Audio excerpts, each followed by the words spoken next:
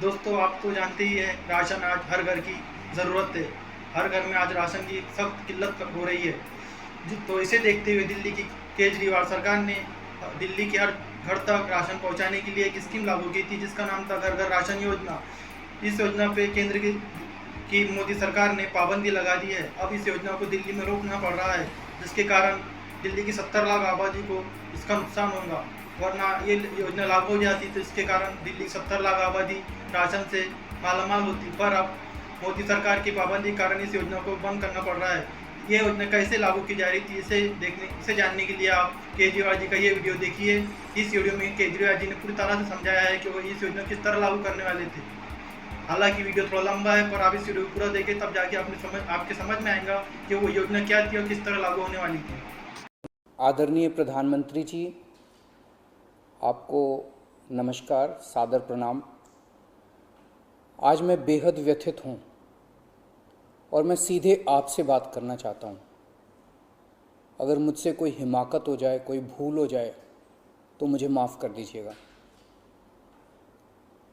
दिल्ली में अगले हफ्ते से घर घर राशन पहुँचाने का काम शुरू होने वाला था।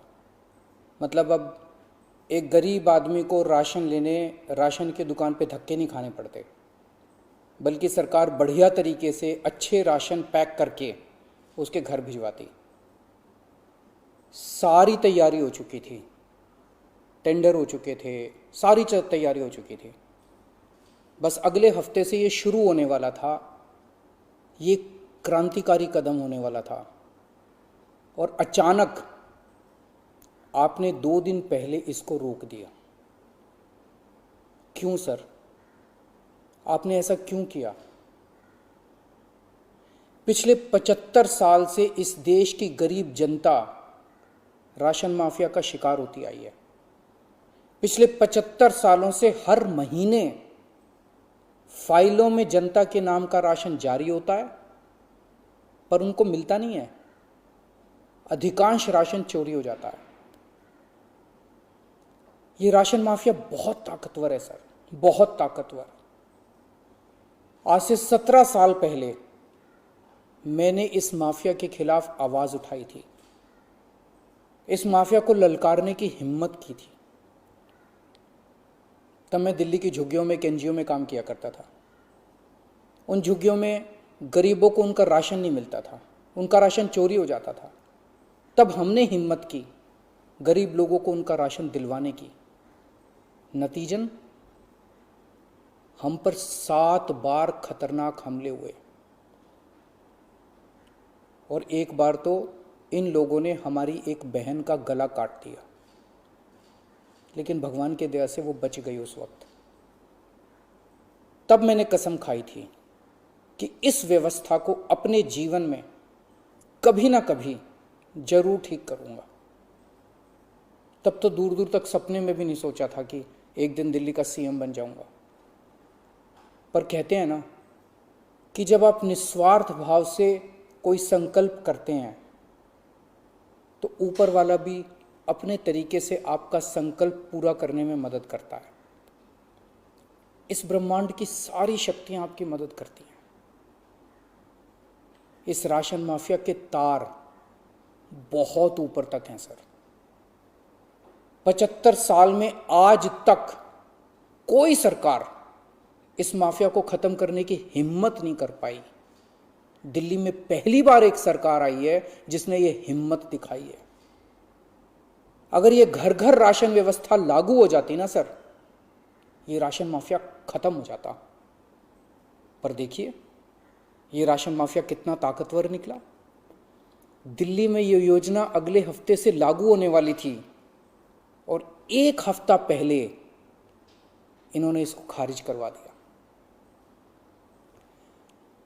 आपने ये कह के हमारी स्कीम खारिज की है कि हमने केंद्र सरकार से इसकी अप्रूवल नहीं ली।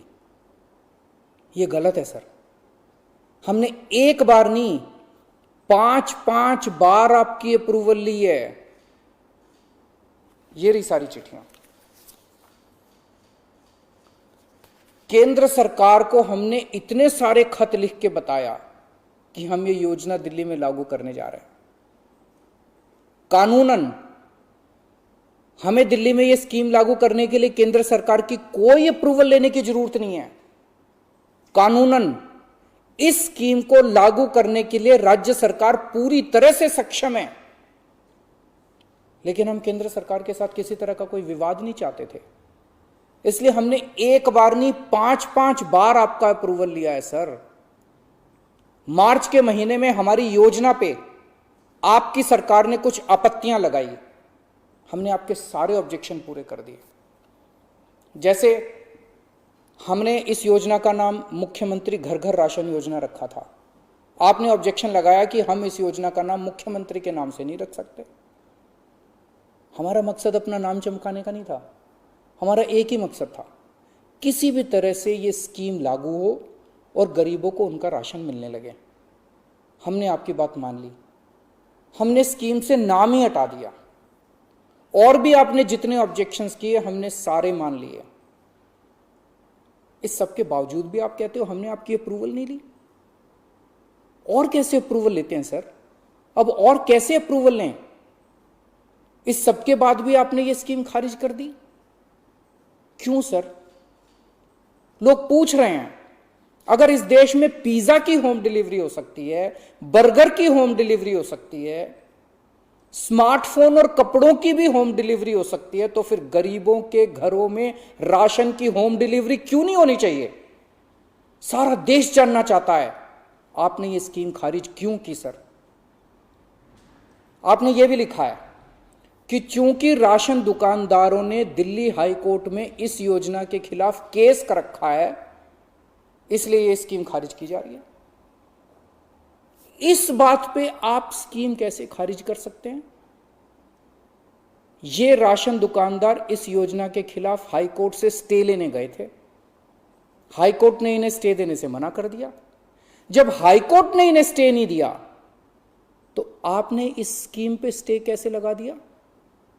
आपको इन राशन वालों से इतनी हमदर्दी क्यों है? अगर आप राशन माफिया के साथ खड़े होंगे सर, तो इस देश के गरीब लोगों के साथ।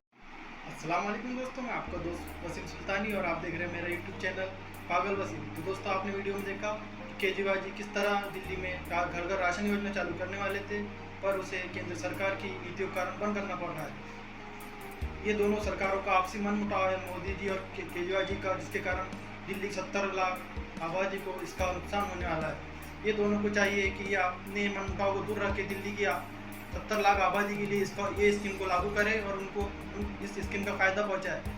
जबकि ये स्कीम तो पूरे देश में लागू होना चाहिए। केंद्र सरकार को चाहिए कि वो इस स्कीम को पूरे देश में लागू करके देश की करोड़ों की आबादी को इसका फ़ायदा पहुंचाए। इससे सबसे ज़्यादा नुकसान उन राशन चोरों को होगा जो गरीब जनता का राशन चुरा के बड़ी दरों में दूसरी जगह बेचते हैं और गरीबों को उनका राशन नहीं मिल पाता है। अगर मोदी जी ये स्कीम पूरे देश में लागू करते हैं तो काफ़ी हद तक गरीबों को फ़ायदा होगा और गरीब भी उन्हें अपने वोट में याद रखेंगे। तो मोदी जी, इस स्कीम को आप बंद न कीजिए, बल्कि इस स्कीम को पूरे देश में लागू कीजिए। हमारी अपील है, आप इस स्कीम पे पूरे देश में लागू करने की कोशिश करेंगे। इस योजना के लागू होने से जो लोग अनाज की किल्लत के कारण आत्महत्या करते हैं उन आत्महत्याओं पर भी रोक लगेंगी। तो दोस्तों, आपको हमारा ये वीडियो पसंद आए तो इसे लाइक शेयर ज़रूर करें। अल्लाह हाफिज़। अगले वीडियो के लिए तैयार रहिए।